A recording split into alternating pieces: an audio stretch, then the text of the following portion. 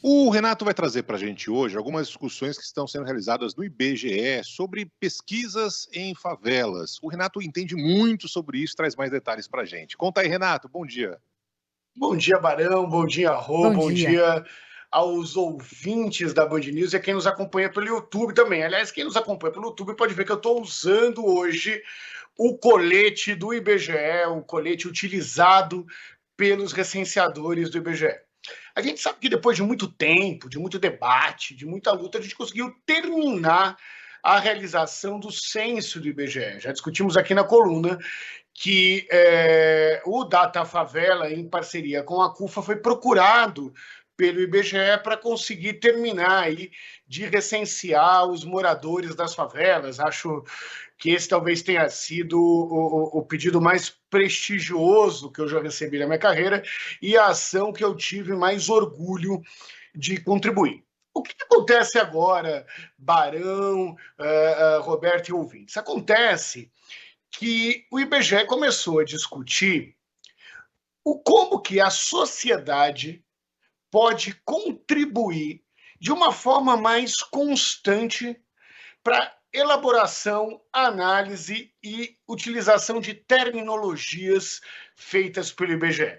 E o exemplo que eu trago aqui hoje é um exemplo que está sendo discutido em Brasília durante toda essa semana, num seminário promovido pelo IBGE, que é a mudança das nomenclaturas, dos nomes dados a alguns tipos de território do IBGE. E, como não podia ser diferente, o tema que eu trago aqui para a coluna é o tema das favelas. Eu não sei se vocês sabem, mas até pouco tempo atrás, aliás, até hoje, o IBGE chama de favela o aglomerado subnormal. Pessoal, olha bem esse nome. Primeiro, chama favela de aglomerado. Depois de subnormal, ou seja, é como se tivesse abaixo do normal. É muito difícil você ouvir o nome aglomerado subnormal e pensar em alguma coisa que tenha o seu valor, a sua potência, que tenha algo positivo aí do ponto de vista espacial. E o IBGE entendeu isso quando lançou, junto com a gente do Data Favela e com o pessoal da CUFA, o projeto Favela no Mapa. E uma das melhores definições desse seminário é o fim do termo aglomerado subnormal. Nós vamos chamar as coisas pelo nome. Favela chama favela. E só isso já é um avanço tremendo para a forma em que os brasileiros enxergam os dados e para o fim do estereótipo que existe relacionado a esse território. E quais outros pontos importantes que vão ser discutidos nesse encontro, Renato? A gente sabe que há uma dificuldade de pesquisa, até pelo acesso, que muitas vezes não é fácil a esses locais, e esses caminhos também, para a gente conseguir entender exatamente os desenhos das comunidades e das favelas do país, também é muito importante, né? Além da nomenclatura mais correta, mais próxima das pessoas, números mais verdadeiros, mais claros sobre essas regiões. Olha, dos assuntos, inclusive é a mesa que eu participo desse seminário, é como os dados produzidos do IBGE são utilizados, podem ser utilizados tanto por ONGs quanto por empresas privadas para auxiliarem no desenvolvimento desse território, na orientação de políticas públicas.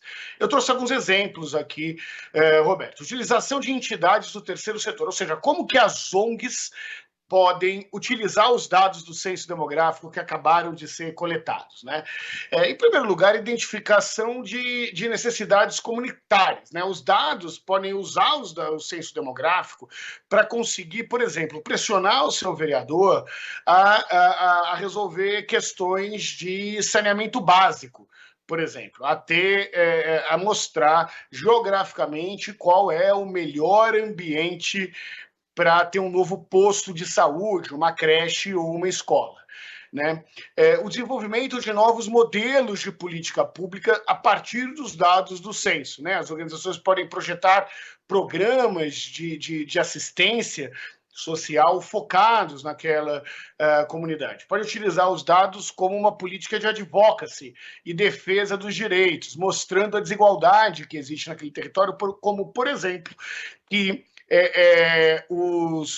a escolaridade da população negra é melhor do que a população branca. Mas não é só para temas sociais, que são de fundamental importância, que os dados do IBGE servem. Né? Uma empresa pode planejar a expansão de mercado olhando para os dados de crescimento sociodemográfico de determinados territórios. Né? É possível, através dos dados do censo, fazer uma segmentação de público-alvo. É possível utilizar a localização geográfica de determinados territórios para escolher, por exemplo, qual é o melhor local para abrir uma loja ou quais são as características da força de trabalho presentes em determinada região. Como a gente conseguiu dividir para vocês hoje, o censo do IBGE serve muito mais do que simplesmente uma contagem populacional. Ele pode possibilitar o poder público, as organizações do terceiro setor e as empresas privadas a direcionarem os seus esforços para melhorar a vida das pessoas. Muito além do serviço público, digamos assim, né? É algo que interessa demais ao setor privado. Os investimentos nos últimos anos têm crescido demais. Eu não sei porquê, mas de um tempo para cá se descobriu o óbvio, né? Quem mora em comunidade, quem mora em favela, gasta dinheiro, tem dinheiro para consumir, para viver, para tocar a vida, né? Basta ver a mudança de lojas, bancos que estabeleceram nessas comunidades com as dificuldades que tem no dia a dia de qualquer lugar, seja um bairro rico, bairro pobre, mas enfim. E é fundamental que as pesquisas sejam realizadas e as pesquisas podem proporcionar justamente esse tipo de investimento, como explicou, detalhou muito bem o Renato. Incrível, né, Renato? Como uma mudança do nome, né, vai significar tanto, né? Você querer esconder para debaixo do tapete uma realidade, né? Que a favela existe e, convenhamos, não é porque agora o IBGE está mudando o nome dela que a favela vai começar a existir. Ela sempre existiu, mas tentaram de alguma forma, aparentemente, adoptar o nome ali mais chique, né? O nome mais elegante, sei lá, se é mais bonito. Para mim é muito esquisito. Mas enfim, Renato, pelo menos agora a justiça está sendo feita chamando favela, de comunidade, enfim, como quer que seja. Renato, sempre bom ter com você aqui no Band News Station. Boa sorte nessa nova empreitada. Parabéns pelo jaleco aí, que é tão importante para a gente saber o que está acontecendo. É fundamental que todo mundo saiba exatamente as condições de vida da população em geral. Um grande abraço para você, Renato. Um beijo enorme, até semana que vem. Valeu, Renato.